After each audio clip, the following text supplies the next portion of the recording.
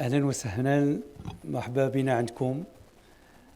مناسبة باش نهني الطلبة الفوجين ديال 2022 و 2023 بالنجاح ديالهم بهذا العمل الكبير اللي قاموا به بهذه السنوات. نهني كذلك الآباء والأمهات اللي رافقوهم في هذا المسار اللي غادي يخليهم إن شاء الله باش يكونوا في المستقبل يعني من الأطر الكبار ديال الإدارة ديالنا اللي تعول عليها الإدارة ويعول عليها الوطن ديالنا وبلادنا.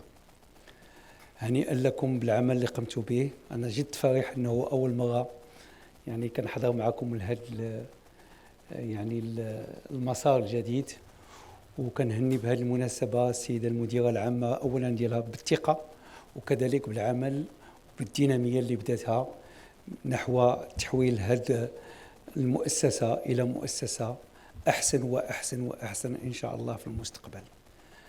احنا الإدارة ديالنا في حاجة لشباب، الإدارة ديالنا في حاجة لأطر وكفاءات، لأنه إدارة حتى هي خصها تبدل وخصها تحسن وخص يكون فيها الإصلاح.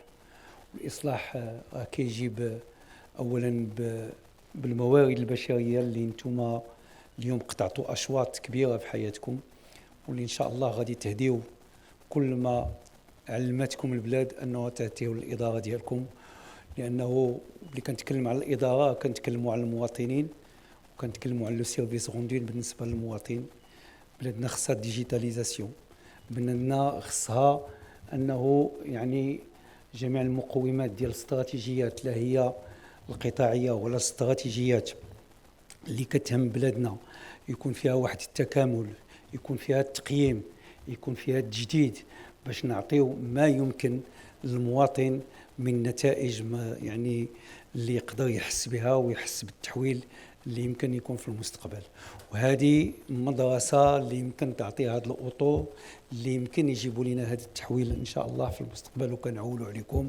وأنا متيقن بأنه السيدة المديرة والأطر والأساتذة اللي كيشتغلوا يعني كلهم داخل هذه المؤسسة بأنه غادي يجيبوا الجديد وغادي يحولوها ويطلعوا إن شاء الله لو نومبر ديال ليتيديون في المستقبل، ويعطيوا آفاق اللي هي واعدة، يعني طموحات اللي هي أكبر في المستقبل إن شاء الله. فأنا جد سعيد أنه حضوري كاين مع السادة الوزراء اللي حاضرين معايا، وكذلك مع كنشوف اللي حضر معنا المدراء اللي هما جد مهمين يعني داخل الإدارة ديالنا واللي قطعوا أشواط حتى هما في هذا الإصلاح ديال الإدارة، وأنهم بغاو باش يحضروا معنا اليوم في هذا يعني لا غوميز دي ديبلوم اللي هي بونو يعني مرحلة اللي هي كنعرفوها كلنا دزنا منها أساسية بالنسبة للحياة.